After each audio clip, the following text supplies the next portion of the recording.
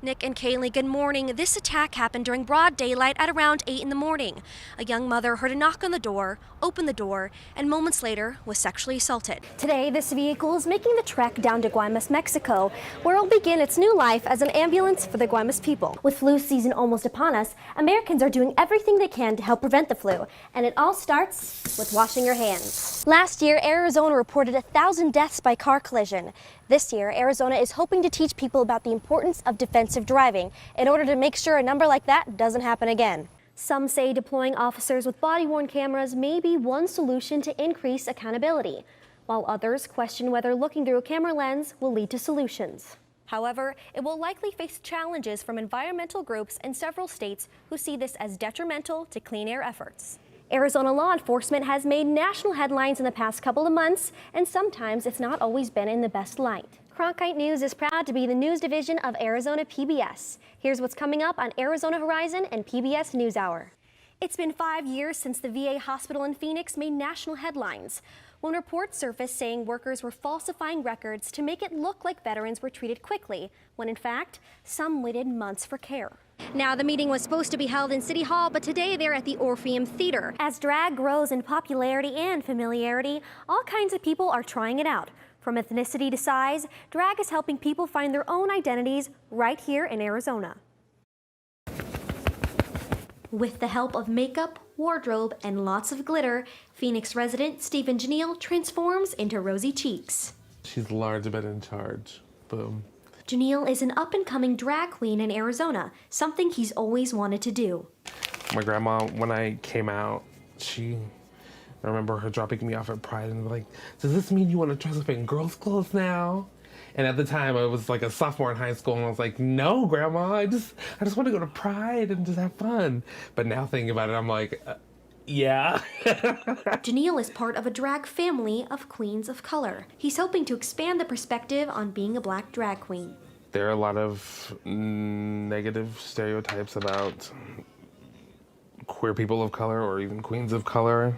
I'm trying to like stay out of like the realm of what everyone thinks of queens of color, because they think about them doing like hip-hop music and certain types of genres. Black drag performers influence drag, especially in language and style, but they don't get much credit. I think that black drag queens created and contributed and continue to offer a particular kind of drag performance that encapsulates black urban working class expression and kind of performance craft. JUNIEL says being a black drag queen hasn't always been easy. That's why he wants to be a role model for other people of color and people of all sizes. I want to use my drag as kind of a voice for the bigger LGBTQ kids who are scared to be themselves just because they're large or overweight.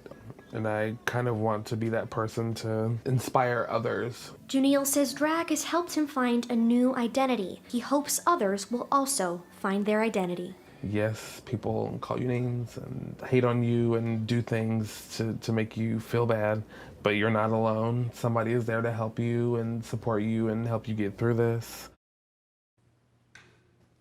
JUNIEL hopes to continue his drag career and maybe even end up on RuPaul's Drag Race. But for now, he's happy performing as much as he can in Arizona. With 2 clicks of a button, this police body camera starts recording. Anti-police brutality activists and police advocates alike say requiring patrol officers to use cameras during public encounters may well be one solution to repairing community police relations. The public has a huge vested interest to make sure that things are well represented. And for law enforcement, they want their work to be represented in the best possible way. According to the National Police Foundation, the Phoenix Police Department was involved in a record-breaking 44 officer-involved shootings in 2018, the most since they started tracking them back in 2009. And after this viral video from May of Phoenix police pointing a gun at a couple and their children after the daughter walked out of a Family Dollar store with a doll they didn't purchase, people began demanding answers and solutions. One of those solutions? Body-worn cameras. Scottsdale-based tech company Axon has a 5-year contract with the city of Phoenix to provide 2,000 cameras to the force. We have escalated the rollout of body-worn cameras, and by the end of August, all of our frontline officers will be wearing one. The camera is designed to make it easy to use, while purposefully being tougher for an officer to turn it off. You have to be very, very intentional, a very long press to stop recording. NOHL ROSEN is the founder of Rally for Law Enforcement, and he believes body cameras will show a different viewpoint. It's been a good tool to combat the other side's narrative. You know, when they say, this happened, well, the body cam video will show another perspective.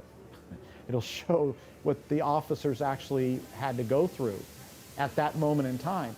Others hope the camera will expose questionable police behavior. If you're going to spend money on the police department, let's record everything. And then there are activists who say the money being spent on body cameras should go somewhere else completely.